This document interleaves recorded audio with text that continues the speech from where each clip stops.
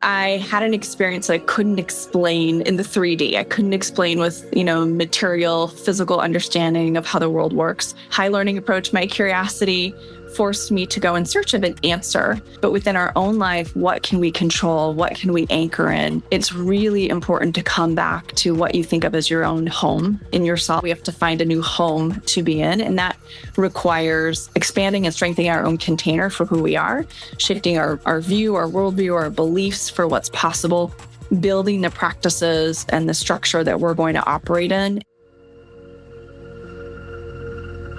Welcome to the Spirituality in Leadership podcast. I'm Andrew Cohn. Spirituality in Leadership is a platform for conversations with leaders at all levels about bringing our spiritual dimensions to our leadership, our teams, our workplaces, and all areas of our lives in order to achieve greater success and fulfillment and build and sustain healthier organizations. If you'd like to connect with me to talk further about these topics and or about individual or team coaching, leadership workshops, or team alignment, please go to my website, lighthouseteams.com. Enjoy the podcast. Welcome back to the Spirituality and Leadership podcast. And in this episode, I'm so pleased to speak with Erin Owen. Erin is a longtime executive coach, former corporate consultant, organizational culture change, organization development, and has been an executive coach based in the Philadelphia area for many years. But her background is fascinating, and some of her education in Chinese studies. She's lived in China, speaks fluent Mandarin. She studied some of the Andean mysticism in South America, and different healing modalities. She's just a fascinating resource with all this experience in various cultures, and very, very practical and flexible, and just has this inviting nature that always invites me into deep conversation on what can I learn in a very practical level from her. Great conversation with Erin Owen, and enjoy the conversation. I am very grateful that in this episode of the podcast, I have with me my friend and colleague and mentor in some ways, Erin Owen, in the great city of Philadelphia. At least now we could talk about what brought you there if you choose. Really, really glad to have you here because I've been admiring the work that you do for a while, and this gives you an opportunity to talk about it and perhaps promote it, but also connect, make some connections for me and also I think for our audience. So welcome to the podcast, Erin. Thank you so much, Andrew. It's really fun to be here with you. Yeah, thank you. Let's have it be fun. So you are an executive coach, extremely overly credentialed executive coach, but you also do different types of leadership work. I mean, your work is very broad. Could you maybe just start with, who are you and what do you do? Thank you. Start with who are you though? Start with the being first, please. Yeah, I am happily married, mother of 2 teenage boys, one who's about to be 20. I am, like you and everyone who's listening to this, a human being trying to navigate this tumultuous world. And my life experience, my work experience informs the way that I show up for clients. And I often find myself meeting someone at that moment of growth and change. And so while I've never had a niche in terms of industry or role, my coaching really supports people as they're becoming more of or transforming into what's next for them in leadership. So it was, you used 2 words, something and change, growth and change. Mm-hmm. Right. And for those of you listening, for us coaches, that's code for overwhelm and anxiety. And for those of us who are coaches and who have been coached, including myself, yeah, obviously that's a big threshold moment. So I'm curious to know, I know that you've recently launched something new that's a bit of sort of the latest chapter. Would you like to start talking about that, or would you like to start with kind of what led you to that? Because my sense is that your professional evolution is really evolution. Oh, yeah, absolutely. Evolution and never ending, although sometimes I wish it would stop. Let me tell a little bit about my background and then we can talk about what I launched. I think like a lot of listeners, I was at a moment where my role in corporate wasn't fitting anymore. And in hindsight, I can say the signs were there for quite a while and manifested in me in a lot of physical illness. That finally was my big wake-up call. I think for others, that change moment is, the layoff or the marriage breaks down or, they had the health crisis, the diagnosis. And for me, it was my health. And it was forcing me to really look at who am I really? What do I want to do? How do I find a different pathway forward? And there wasn't a prescribed roadmap that I could follow. I had to really go out on my own, but I followed my health initially.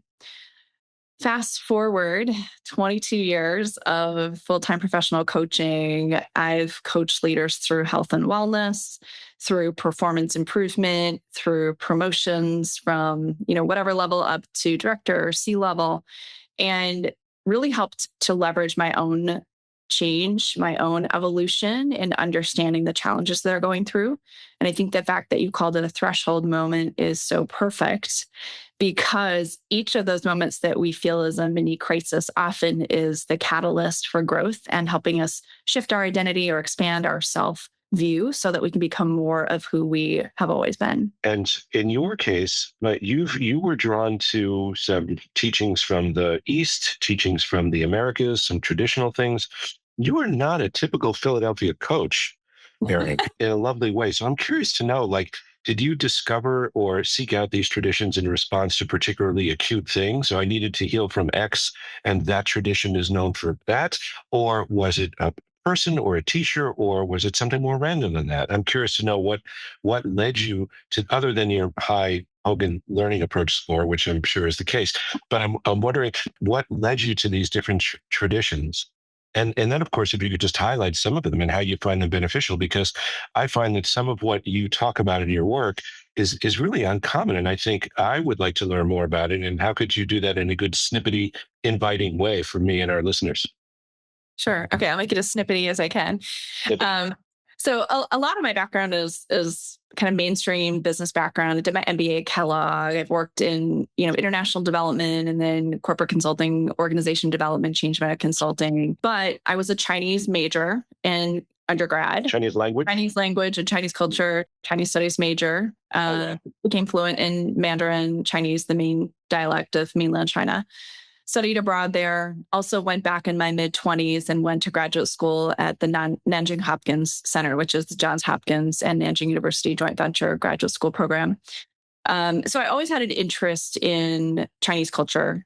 And that interest started in middle school when I was really interested in a lot of the origin story of, what we eventually learned from a European perspective. But in my own life, you asked, what was the spark moments? I remember being really sick in my corporate consulting days and, allopathic or kind of traditional Western medicine just wanted to prescribe me medicine and it wasn't working. And so I looked to different approaches. And that led me to looking at food and learning about acupuncture and learning about meditation, initially introduced through the medical model through John Kabat-Zinn's, MBSR, mindfulness-based stress reduction model. I had a friend who had a bachelorette party that started with a yoga class. And whoa. I thought that was the coolest thing. And I also had been discovering yoga for back care through Rodney Yee because I had a lot of weakness in my low back from commuting, from being in the car so many hours in Chicago in traffic. So it was through my own, either personal introduction through a friend or through my own suffering, that I went and sought something new. And later on, I could call it now like moments of spiritual awakening. I had an experience that I couldn't explain in the 3D. I couldn't explain with, material, physical understanding of how the world works. That my, high learning approach, my curiosity forced me to go in search of an answer.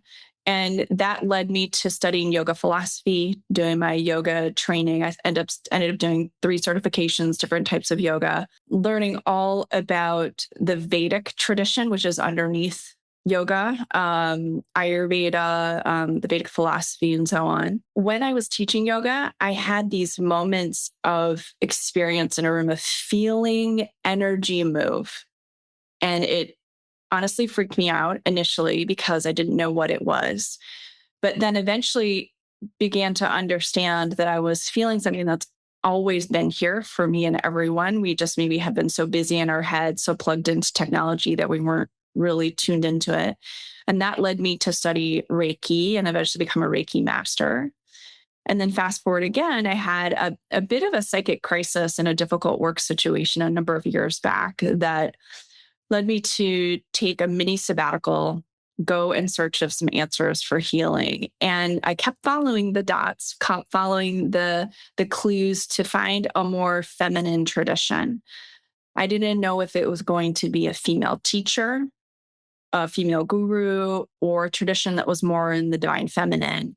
But it led me to studying the Andean mystic tradition, which I had never heard of before. So it wasn't something that I heard about in a podcast and then went in search of, I need a course. It was really just following the breadcrumbs, and studying with a spiritual teacher and then deepening my learning. And that's really been my path the last 4 years, is going deep in the Andean mystic tradition.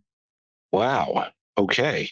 Well, God, there's so much to talk about there. What I know that I want to get to at some point in this conversation, this podcast is largely about integration, right? Integrating the spiritual and the, for lack of a better term, secular or commercial or business worlds. And I'm curious to know, and please do talk more and give some examples, but I'm really curious to know, how do you integrate some things? I mean, I've talked with people who have a variety of different backgrounds. Some of them come from a religious background, some of them a yoga background, in nature, whatever it might be, that for them is inspiring. For them, it's a dimension they might call spiritual. Whereas you talked about something, I felt energy moving and it freaked me out. But couldn't explain in the 3D. And I think it would seem to me, tell me if you would agree, that the kind of the farther away that experience is from the quote unquote mainstream, the harder it is to explain, right? Perhaps you've been able to talk with friends of yours or people like me who have dabbled in yoga but haven't studied it. But you can go, have you ever had sort of a similar case? You could sort of invite me in because I've had a similar experience. But the Andean mystic tradition and the divine feminine down there, no, new to me. So how do you bridge that gap and talk about some of these things that people may not have heard of, which, by the way, only makes it more interesting, but that people may not have heard of, and bring it into their world? How do you bridge some of those gaps? Because so that you can land your work and the impact can be greater. Mm. I know Well, that's a very broad question to answer. I Any way know. you choose. I know. And I'm still figuring it out, Andrew. Mm. I really struggled with the vocabulary for so long. I mean, going back to when I was talking about health and wellness and work-life balance for busy corporate professionals, like they're like, what's that? And why is that relevant to work? So I feel like I've constantly been trying to bridge worlds and bring different frameworks. And you mentioned, like, what is the divine feminine? I would say that my introduction to an accessible frame for energy started with yin and yang. Mhm. So most people are familiar with this, round symbol with, it looks like a little comma of like white with a little black dot. And then there's another comma with black with a little white dot. And that represents that, we have these opposing or complementary forces in everything, yin and yang. Well, scale that up to a super macro level. There's the divine feminine, the divine masculine. And I don't want to go down a rabbit hole too much right now, but I feel like we're right in this moment in our world where we're needing to heal our relationship with the feminine, masculine qualities of ourselves and in society. And that requires letting go of the negative judgment or rejection of those parts of ourselves and the parts of our culture. So coming back to making the language accessible, and there was a point in the evolution of my coaching business where I explicitly rebranded as, Eastern wisdom for Western performance, because people were familiar with yin and yang. They'd heard of yoga, meditation. I was able to bring those frameworks that I understood well from, a little bit living in the culture, but ultimately studying more a lot of those traditions within Chinese frame. And then bringing it to people to say, hey, like, you might not really understand how to think about work-life balance, but let's look at how much of your calendar is packed densely with no room to breathe. It's fully yang, it's fully dense, it's fully hard. And how can you bring a little bit more yin, a little bit more flow, spaciousness, time for creativity and imagination into it so that you actually feel like your calendar can breathe? And so clients could grasp that. Now, fast forward, now I've been studying the Andean mystic tradition, and most people haven't heard of it at all, no idea. I have clients I've worked with who we've done a traditional 360 and debriefed the Hogan and worked on leadership competency advancement. And they might never know that I have these tools in my toolkit. And that is fine. That's fine. But for clients for whom they've told me, they have a yoga practice or they like to go for walks in nature, then I know they might be open to me introducing them to a stress reduction practice that happens to originate from a core practice within the Andean mystic tradition. And so I will use language that speaks to where they are. I might say, imagine that you have a stream of sunshine, pouring over you. Feel the warmth move through your entire body, see it around the space around you, and just let any heaviness and stress and anxiousness go and let it just go into the earth like the earth is composting it. By the way, I feel myself relaxing just as you say that. So thank you. Please keep going. Yeah. Well, I appreciate that because the thing that I've learned through so many of these practices is that our mind is so powerful that it can have the totality of our being experience something just by placing our attention on it. And so the sunshine that just came down over you was actually bringing energy down over you and through you and shifting you physiologically and energetically. And my hope is that people listening are having that experience too.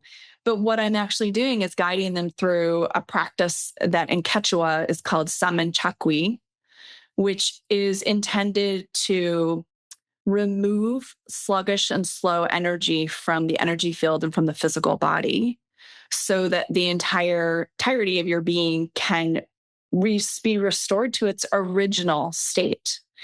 And what I love so much about the Andean system is it's simple. It's not multi-layer, multi-level. It's really, can we clear the heaviness and the yuck out of us, which includes negative thoughts and toxins in our water system so that we can go back to the purity of it. So we can go back to, I'm sure you can, yes. Well, we may need to do a part 3 or 4 so that we can go back to what's natural. What's natural, what's our natural state, which if we're starting from that place, then it becomes, oh, wait, I just need to move something out of the way. And what I'm hearing from you is just, again, this simplicity of meeting people where they are. And I've had for a remembering experience recently where I was working with somebody, a leader on a team. And before we began to work with the team, and she was sharing some of her values with me, and she was a very traditional Christian woman with traditional Christian values, and I would understand what those would mean. I'm not a scholar there, but she would use some of this language. And the opportunity was to say, and how do you bring that to your team? Or how do you demonstrate that sort of love or service or commitment or using that language? Not, obviously, this is not manipulative. It's like, this is what matters to you. You're telling me in your language. I find it's my obligation to use your language. Right? I'm not trying to teach her some other way of thinking. I'm trying to support her in demonstrating her way of thinking and feeling in beneficial ways. So I love the way you're just talking about meeting people where they are. Yeah. And to that example that you have, so much of the Andean practice is about remembering our potential and further activating it. And if I'm working with a client who is faith-based, right, we're going to talk about, what purpose does God have for them in their life?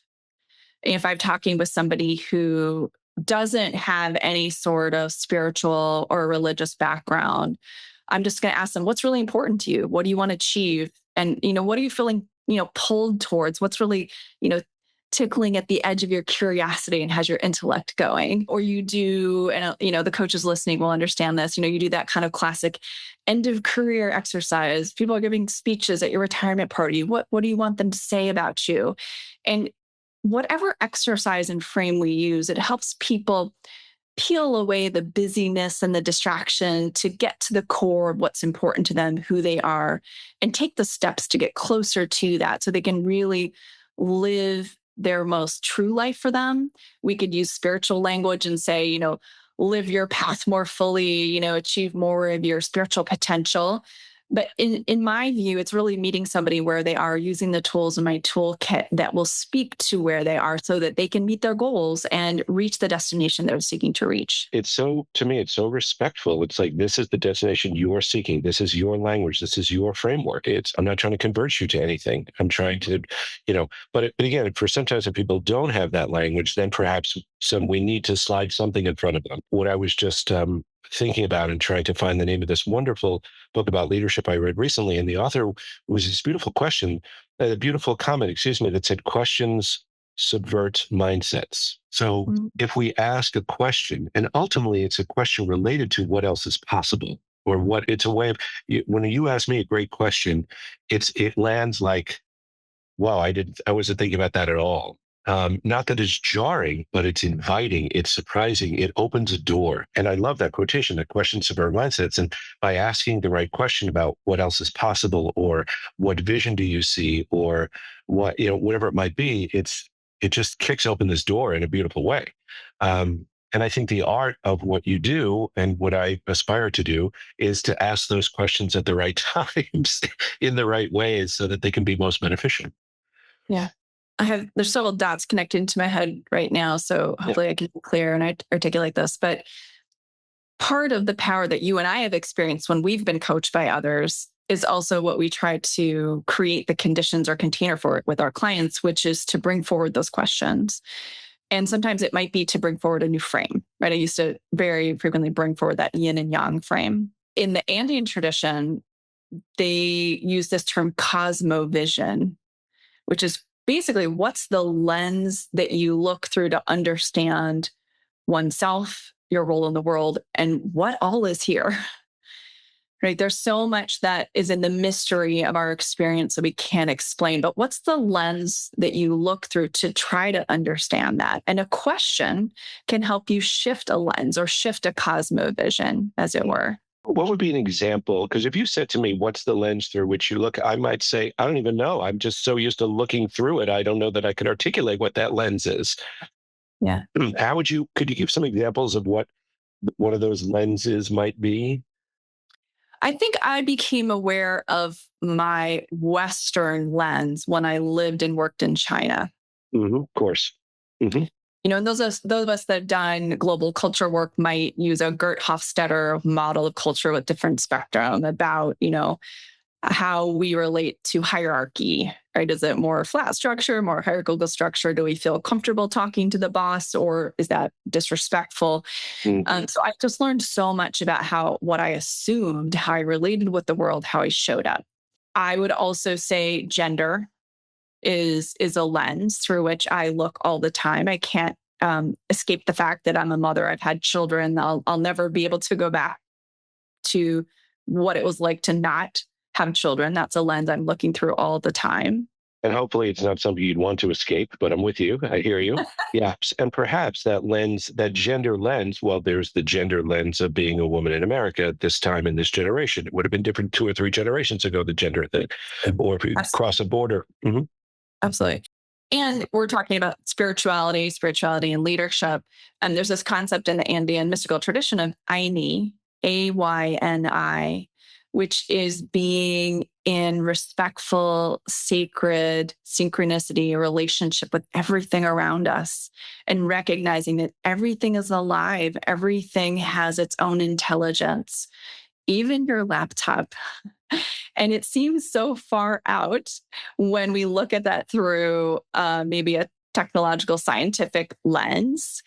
But as I've worked with this more and more, I have felt more comfortable and connected and like I know my place in the whole of things because I'm giving greater respect and acknowledgement to things and really seeking to nurture the relationship that I have with it, whether it's telling my flowers, that, oh, gosh, you're so beautiful. Thank you for being in my space, to the bird song in the morning, to my laptop crashes. And normally years ago, I would have gotten so frustrated and, pound the fist on the desk and I have so much to do. And how could you do this to me? Instead I could be like, oh, my love, I know we've both had a really tough day and we both probably really need a break. How about I reboot you and I'm going to go reboot myself, step outside, take a deep breath, get some water and come back and reset. And I don't know if that sounds silly or useful, but it's really shifted my outlook into being in greater harmony with everything in my environment. Mm. Well, it sounds like such a cooperative way to be. It's cooperating. When you said "I know my place," it wasn't like a "I know your place," like it's you're in a box. Stay in your place. It's more like I love my place. I claim this place in as part of the mosaic here. I'm participating. I am a puzzle piece, and I know what that puzzle piece is, and I know how it relates, and it's one of participating and engagement and enjoyment and gratitude. And the thing about the laptop is, I don't know if my laptop is alive, or if he, or perhaps she. I think she's a she. Is communicating. I don't know, but what I know is that if I were to observe you and the difference between option A, desk banging, frustration, swearing, this, and the other thing, and cooperatively saying, okay, we're in this together. What can I do? How can I be more cooperative or whatever? I know which is going to feel better. I know which is likely to help you, excuse me, as I observe, if I were flying the wall, think of better solutions, be more resourceful, be more positive, be more engaging. I wouldn't want to encounter you in choice number one. So I don't know what's true and what's not true, but I have a sense of what would be more productive and useful and feel better. Yeah. And it's this concept of Ayni or being in sacred relationships with things, like it does soften the edges of my experience. And I say that intentionally because I feel like when I soften the edges, it makes things more accessible. There's more flow. It's more of the yin, the feminine quality. And again, not female, male in terms of sex or gender, but Mhm. qualities of energy, qualities of our experience. And they all have value. They all have intentional use. They all are important to be included in the mix of everything happening in our experience and in our world. And it helps to see the value in them, to see the positivity. And I did mention earlier, I feel like we're at this time, in human history where we need to embrace and be in greater harmony with the feminine and the masculine, the qualities. And I see that in leadership, like any leader, regardless of their own sex or gender identity, regardless of their job title, to really be both the expert in their knowledge and to have that confidence and to be effective in the way that they execute their job, very masculine. At the same time that they have space to be creative and to imagine ways to improve processes, ways to create a new product, ways to collaboratively engage their team and to be in discussion that doesn't have a right answer. And that's very feminine. And when we're allowed to operate within our feminine and masculine qualities as leaders, we become a more effective total leader and we can bring out more in our team towards the results that we're striving for our organization. Well, and you said when we're allowed. What I'm hearing is when we allow ourselves. Say more. Well, you said when we're allowed to operate in the word that I would use is balance. I think that's what you're describing. And what I'm hearing is, well, when I hear that for me, it's, yeah, when I allow myself, not when I'm allowed, like somebody's going to bestow permission on me. Somebody comes into, on a Teams and, and I, sends me a DM and says, please step into your feminine energy a little bit more. That's less likely to happen. But if I allow myself to step into that balance, and I love the way you're highlighting this, it's that balance between telling and asking, between driving and allowing, between structuring and opening, between divergent thinking and or convergent thinking and divergent thinking, which, as we know, I don't know that anyone would argue that any of those polarities, there's a bad side and a good side. It's more like, when is it effective? How much? And that's where great coaching and great, a peer support comes in so handy, I think. No, and thank you for expounding upon that because it's also reminding me of something that's very present for me in my life and with a lot of my clients which is allowing ourselves to be who we are. That might take rediscovery. It might take, people we trust around us reminding us and affirming that we're okay because there is so much distraction happening with social media and, the LinkedIn version of keeping up with the Joneses.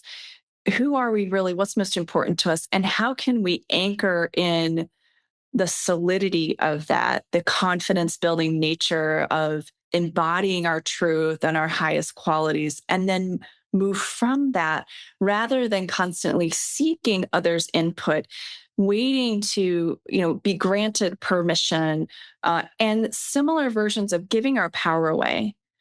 And it doesn't mean that when we are powerful and grounded in the truth of who we are, that we are a dictator and we're doing things that aren't really caring about others. But it does mean that we're able to amplify our strengths in a way that's going to improve others around us. Because I really believe, and this is my experience with all of the traditions I've studied, is that we are all connected.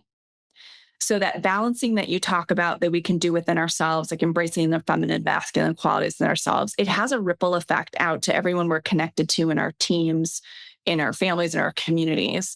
And we might want a policy changed within our company or a law change within our country, but we can still affect change within ourselves and those that we are directly connected with. Mm. Yeah, more direct. We don't need a petition and a ballot measure and a something, especially in a leadership role. And what I would say, and I've talked about this a lot in this podcast, is that leadership is not a position. So anybody in a conversation can ask a question that's going to shift the trajectory and the thinking of the conversation. Anybody in a family, thank God, anybody in a family can ask a question or inject a certain perspective that will open things up and maybe release some tension and open a door that's a bit more positive. You had mentioned the word balance, and I want to address that. I give full credit to my friend and mentor, Stu Friedman, a longtime Wharton professor, for changing my thinking around this. And recently, I went to a gathering of Indigenous grandmothers, elders in their traditions in Mexico, to hear their wisdom for the world that we're in right now. And this idea of balance came up again. And in both cases, I invite everybody to rethink balance and in some ways to maybe replace that word with looking for greater harmony or greater dynamic interchange of things in life. Because if we are at complete stasis, we're going to be dead. And we're constantly changing and growing. We want there to be a dynamism. But if you're noticing that for the most part, there's way too much, there's excess yang, there's just too much packed schedule, too much stress, no space to think or breathe or enjoy life. Like, yeah, bring some more of the yin, more of the flow, the openness, the creativity in. But we're not looking to measure it on a scale to be 50-50. We're really looking more for what's represented in a moving version of the yin and yang. That in any moment when we're primarily in our, extroverted, more boisterous, dynamic, loud presenter version self, there's still a little bit of softness in there, right? And vice versa, when we're more introspective and quiet and listening mode, we're still thinking a little bit about our point of view on what we're hearing. There's still a little bit of dynamism in that spaciousness. And that's constantly in flow. And so again, instead of balance and we're looking for some perfect 50-50 solution, to see that there's an ebb and flow and a dynamic interchange there that can create harmony within us. No, I appreciate that. It's funny when I say balance, I don't think 50-50 and scales of justice sort of model, whatever sort of thing, but I totally get it. And yeah, that's what that could mean for sure. And no, it's not. It's really more about, yeah, thank you. Harmony is a better word. And really it's more about what's appropriate now, right? Not what's, because our roles will drive us into, especially, I mean, I grew up in the world of the billable hour as a lawyer. It's like, I still at times say, I see the world in two buckets, billable and non-billable. I don't care if it's Sunday. I don't care if I'm traveling. It's, whatever, upon on holiday, our work will channel us because of repetitive pattern thinking and this, 4-lane paved highways of routine, and routine thinking will drive us into these patterns.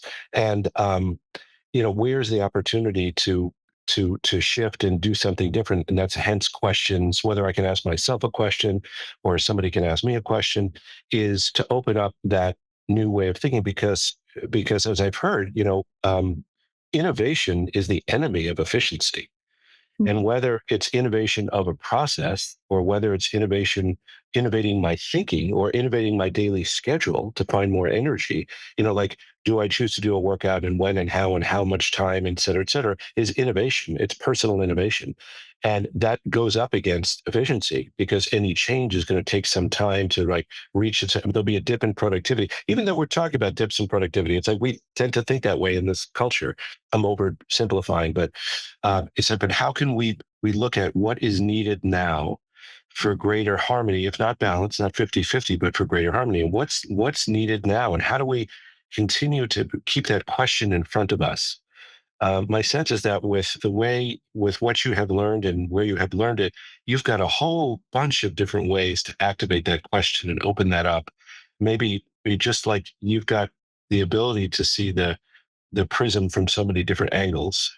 Oh, I love that idea of a prism because I think that really does represent the optionality that we have in any one moment in our life. And you talked about, innovation disrupting efficiency or changes in systems. And I think often we're afraid of change because there's a comfort level with status quo, like it's predictable.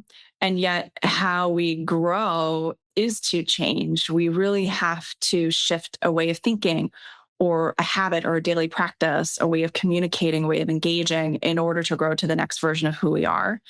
And I really see and feel right now in myself and my clients and in our world that we're in the middle of massive, massive growth and change. A lot of it very, very uncomfortable. We see a lot of decisions made by leaders and organizations and governments that we might find extremely intolerable or in violation of our worldview, of values that we have.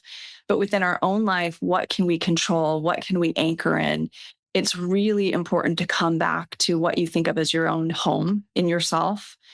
Simple breathing practices, ways to ground yourself, to reset your nervous system so that you can think clearly, you can show up as your most composed and confident and clear self in your leadership role, in your family, in your organization. And because of all this change that we're seeing in the world and people are really opening their eyes and, we talk about the idea like getting rid of the illusion or lifting the veil, we're starting to see that some of the things we believed in or anchored to aren't what we thought they were. So we do need to come back home in ourselves. We need to find our own strong foundation. And a lot of the practices of the traditions that I've learned have been really incredibly important for me to reweave and strengthen a foundation. And that's part of what I've offered to clients, through coaching all these years, but it's also a big inspiration for this new program that I've just launched. Right. So I'd love to hear you talk more about some of these practices that are so helpful. Is the how, but also to this, and I love that you brought it up. Let's spend a few minutes talking about the Emergence program, and because I'm sure it's connected to some of these practices.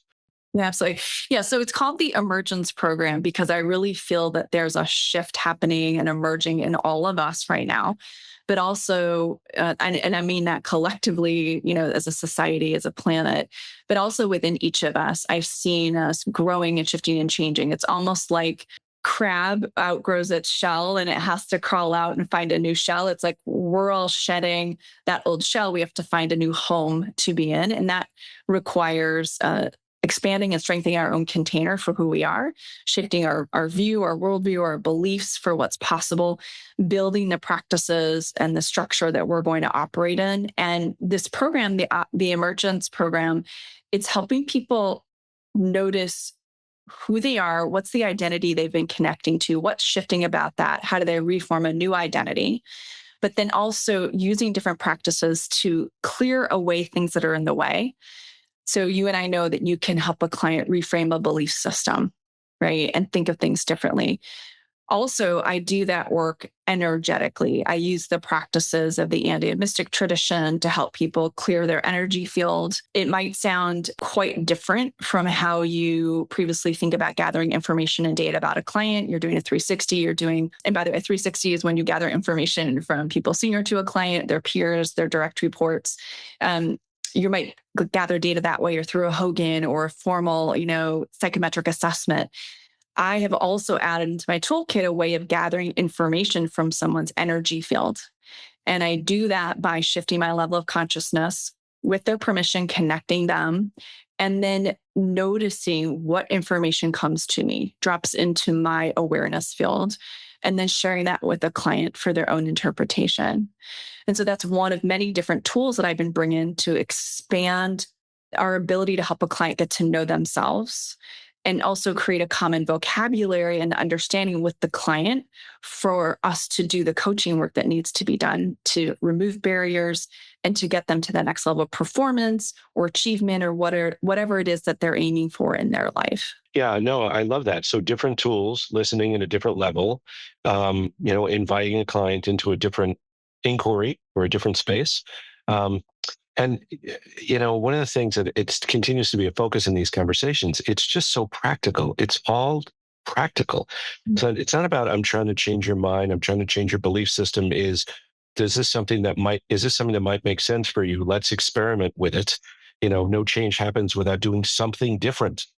We've got to do something different. And hopefully it doesn't feel existential. Hopefully, like when you use the example of the crab, I think when you shared that example, I thought, yes. And I know that for me, sometimes if I'm moving through a change, I'm the crab who's thinking, wait a minute, who am I without this shell? And I may need a resource or a good friend or a coach to say, hang on, you're still that lovely crab that we all know and believe in. You're just moving between shells. So we need that resource. And yeah, I so appreciate the breadth of things that you can offer this way. And I'm curious to know what could you share about levels of receptivity that clients might have, how you might bridge some of the gaps or handle, I want to say resistance, but if people aren't open, they're not open. That's okay. There's other tools. But I'm just curious to know, again, because you're coming from a place that's a little bit unusual and incredibly resourced, by the way, I'm like, I want to schedule time with you. What do you typically hear from people who aren't familiar with this? And how could you help them ease into it? Obviously, not in some way where people feel manipulative or forced to do anything, but what helps change people's willingness, I guess is my question, or Yeah. influence people's willingness. It goes back to a couple of things we've talked about, right? We're noticing the vocabulary the client uses. We notice their belief system, their frame on things. Are they a faith-based person or not? Are they more science-oriented or not? It also goes back to what they do. So a client who's has already been exposed to yoga or meditation, I know that they might be open to, let's say, an Eastern frame, and I can extend from there. Clients who have a background in sports, I can talk about my competitive sports background, their competitive sports background. Most often, elite athletes or at least varsity level athletes, at high school or college level, they've done some sort of coaching where they've had to visualize themselves making a new move, hitting the ball in a different way, shooting with a different form, swinging the golf club. They visualized it first before they practiced it. And most people are familiar with imagination, right? So if we can bridge from there and I can guide them through a visualization of something that is familiar to them, but I might be able to guide them to imagine something they'd never imagined before. They're still using tools and capability and capacity that they have, but we're expanding into some ideas or some concepts that they haven't tried before. But because it's real to them in that moment of visualization, it becomes useful and now it becomes part of their own toolkit. So I can give you an example of working with a client who was, at the top of her game, her job title within her field, and was really struggling with what to do next. And she was, she'd actually been an almost pro athlete in her sport as a young person. And so we used the visualization and bridged it into imagining different options that she had as different plants that might grow in an agricultural field. Hmm. She immediately had images pop up of what those were. Now, I gave her the idea of imagining an agricultural field and imagining plants, but what they were popped up. She described them to me. We noticed, was there like a straggling little, weed of a plant here? And then there was the field over here full and, full of crops. Like we worked with that imagery and symbolism totally in her imagination to populate options for her next. And she continued to work with that. So that's one of really an infinite number of examples I can give you, but that's a way to bridge to where somebody is and make them open to this. Now, for energy work, first of all, I really equate and use both vocabularies of energy and spirit. I think of them as the same. I know people this may be new on both sides to some people, but some people may be more oriented towards energy because they have a background in science or physics or astrophysics or quantum physics. And they can kind of get in tune with frequency and vibration, and we can talk about it from that realm. Some people are more faith-based or spiritual, and we can talk about more that way. But either way, starting where they are and then introducing an exercise or an experience that's going to expand their awareness of themselves and expand their toolkit so that they have more to work with as they take their steps forward. Mm. Yeah, beautiful. So either way, it's enhancing, it's being resourceful, it's respecting and using the client's language. And well, not just language, but value system. Yeah. So it's not about, as always, it's not about twisting anybody's arm. It's not about pushing somebody into the deep water. It's more about meeting and extending, enhancing, providing some options, resources. Yeah, beautiful. So God, we could talk for a while. Where would people go? Where should they go if they want to learn more about what you do? And we could put some links and things in the show notes, but how might you just take a minute to talk about how people can learn more about what you do? Sure. I think the simplest thing is to go to my website, which is my name, erinowen.com, ERINWEN.com. And from there, they can, explore and link to other things. I have a LinkedIn page that's a lot of information about my career track and tons of recommendations from clients. And there's more resources there. I have a large blog that's connected to my website, and I publish a lot of content frequently on LinkedIn. So there's a lot for people to dig into if they want. But the information about this new program, the Emergence program, is on the website. And I've really started to explore more of the energetic and spiritual side through my Instagram posts. That's quite new for me. It's a little bit more accessible on that platform than LinkedIn. So if people are interested in both the business side and the more spiritual, energetic side, they can, find me on LinkedIn, but also find me on Instagram. Beautiful. Well, and I encourage people listening, do check it out. I love some of what you write. Do you have a Substack, or is it LinkedIn? I'm trying to remember where it I don't have Substack, just LinkedIn. Yeah. Yeah. Great. And just check it out, because Erin is just a wealth of, I look at things that I read and go, oh yeah. I love to be surprised in my thinking. It's a little bit, sometimes I read what you're writing about. It's sort of this Escher, painting thing where I'm seeing it a totally different way. And I love to have my mindset shifted and invited in that way. And thank you for the work that you do and how I know what you do. I've referred clients to you, and they talk about what you do and the impact of what you do. And thank you so much for doing it, and for being a part of this conversation. Thank you so much, Andrew. It's been fun to talk with you and expand on what we already knew about each other, and look forward to continuing the conversation in the future. Yeah, to be continued. Thank you. Thank you for listening to Spirituality in Leadership. If you want to access this wealth of knowledge and insight on a regular basis, please subscribe to the show. Join the network of leaders who want to do and be better. You can go to the site spiritualityinleadership.com or your preferred podcast platform to catch all the episodes and learn more. Until next time, take good care of yourself.